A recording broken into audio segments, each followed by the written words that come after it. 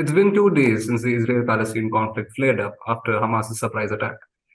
Hello and welcome to ThePrint. This is Munif Khan, and joining me today is Naama Dobreen, a civilian based in Israel's Tel Aviv.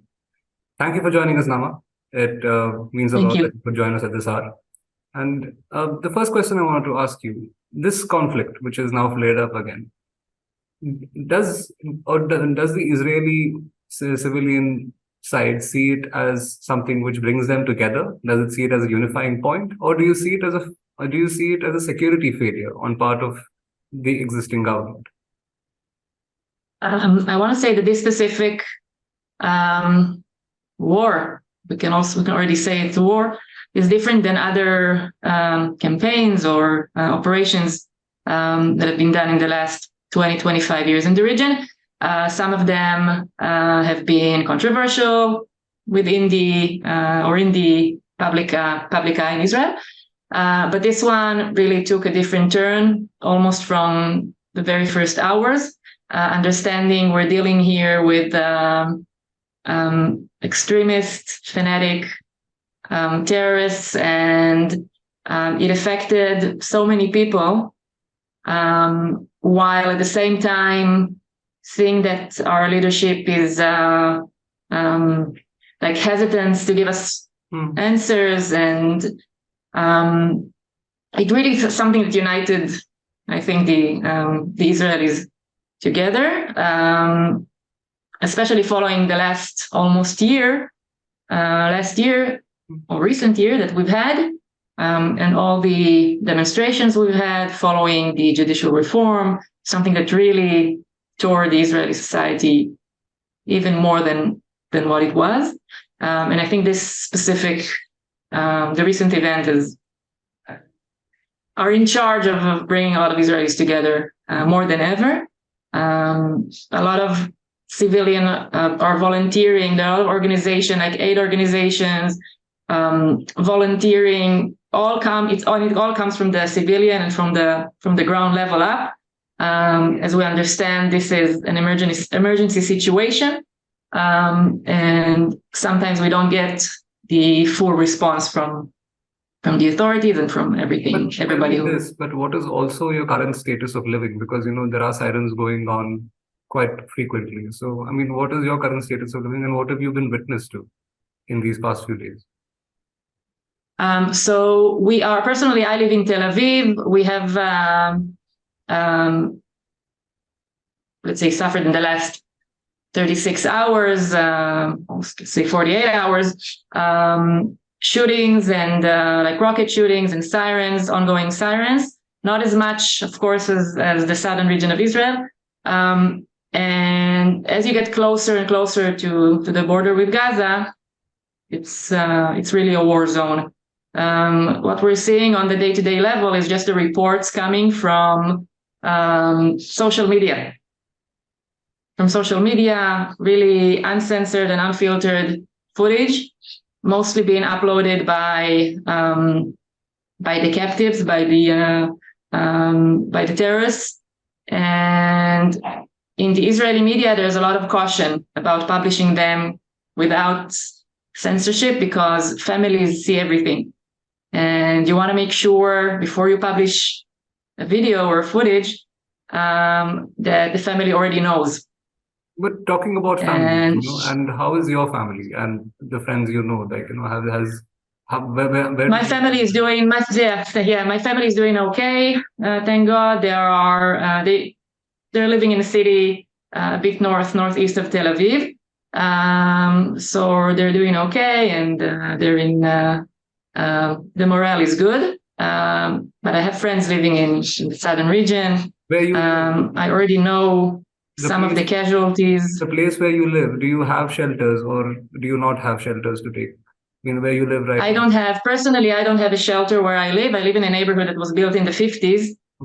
So the shelter is like a neighborhood shelter. So you have to walk 50, 100, 200 meters from where you live to get to the shelter. In Tel Aviv, we have 90 seconds to get to a shelter once a siren is being heard. And personally, for me, sometimes I can't really get there in 90 seconds. So the last few nights I spent at a friend's house where they have a shelter, a building with a built shelter under it, so easier and faster and safer. But not all Israelis living in the same conditions. So sometimes you're just, But what is the day-to-day life right now in Israel? I mean, what are people staring at? Because I mean, like you mentioned, you're saying it's a war-like situation. So what is the day-to-day life in this war-like situation? So the school all around Israel is out. There's no schools are not operating. Workplaces only if you have a safe shelter or a safe room. They're not allowing gathering more than a specific amount of people, depending on how close you are to the border. Funerals that have been held today and yesterday were limited to 15 people. So we're starting burying the dead from this very cruel occasion, and the families cannot even attend. And the streets, at least in Tel Aviv, are pretty empty. A lot of people have been drafted to reserves. So we were just saying, we're walking down the street an hour ago when it was so empty, we felt like it's a weekend atmosphere. Like everything is closed and we're like on rest, but it's not. It's a weekday, and we have a big part of the population that's not in the neighborhood, and not in their cities, and not in their homes. So, Naama, I also wanted to ask that you also served in the forces back in the day, if I'm not wrong. So, and you must be familiar with a situation like this, although I don't want to make any assumptions. So, from your experience, what does it do to a person when they do serve in situations like these, from your experience? Well, when I was serving in the military, when I was in the army, there wasn't. I mean, you can spend your whole military service without experiencing military operation or military action, and it depends on your position. So, luckily, when I served, it was a bit of more quieter time. It's confusing. It's challenging. You're 18. You don't really know what you're going into. You don't really understand the scenes and the sights that you're gonna see. I'm thinking about people who were drafted last week, for instance, the 18-year-olds, and they're still in their training. They're still in their basic training. I don't know where they will send them, but they have absolutely no experience, and it's traumatizing. Yeah. And I also wanted to ask, like, there is also the question of the societal fabric, right? The fact that in Tel Aviv, you also have Jewish people living and you also have Arab people living at the same time. So when you have episodes like this, especially a war-like episode like this, what does it do? What does it do to the societal fabric? Does it strain it? Does it cause tensions? Or is it a society which looks beyond that and tries to help each other? Yeah, I think in previous operations, it did cause a divide, like a bigger divide between Jews and non-Jews living here. Especially if I'm talking about the local Arab population. This time it was a little bit different. First of all, we have many of the casualties that are not Jews, right? That are not Jews. Bedouin communities living close to the border with Gaza have been affected as well. Families have been murdered with young children. It affects everyone. Yesterday I was volunteering in Tel Aviv, and even the population of foreign workers in Israel and asylum seekers that usually are not always 100% accepted by Israeli society in general. They were a part of the huge operation of collecting supplies and food and sending them to the communities and to the soldiers, and they don't have to. They don't have to do that, especially in a place in a country like Israel, that for them to seek asylum here is challenging. Was not always, and it's still something that is not 100% sure for them. And in terms of the again, for the I guess, local Arab population. We have had declarations from local Arab politicians sending out calls to their public. Please keep it calm. This is not the time to over celebrate or to parade. This is a major crisis, and we don't want things to escalate any further. I don't know what will be the reaction or the result once things will calm down, but at least for now, this is more of a quiet front in terms of that. Yeah.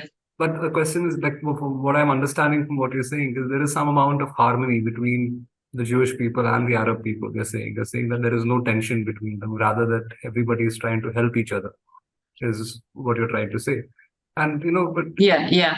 But and also it's important to understand that a lot of the a big percentage of the Arab population, the Israeli Arab population here, are working in hospitals and in the entire in the medical system in general. They're doing their work there, so it's They're also a very important lifeline to the current situation. And yeah, for sure. So I was saying that as a civilian who lives in current day Israel, how do you see or how do you perceive the current times you live in the country? Historic, tragic, unprecedented. The numbers that we hear of, the footage we see, this is something that maybe is a bit, or it's our challenge to, I guess, to show the world, because I think when in the media you hear of 200, 300, now it's 700 plus dead, not even counting the 3,000 wounded. It might not seem a big number for the international international community, but I'll give you an example. They say it's about to rise to 1,000 dead from this war. 1,000 dead in Israel, equivalent to 33,000 dead in the US in one day, or 1 million in India in one day. These are the numbers here. We're a small country of almost 10 million people population. And everybody will know someone that was affected by it. Everybody will know someone. So it's a very, very close community. We're a small country here. And we're seeing really historic moments, and we're all waiting to see where it will lead, where it will take Israel, where it will take the region. Yeah. I really thank you for joining us at such a difficult hour, and I really hope that the situation prevails and settles to peace. And thank you for joining us, Naama. Thank you so much. Thank you, Manif. Thank you. For more such updates, follow ThePrint on all social media platforms. This is Munif Khan signing off.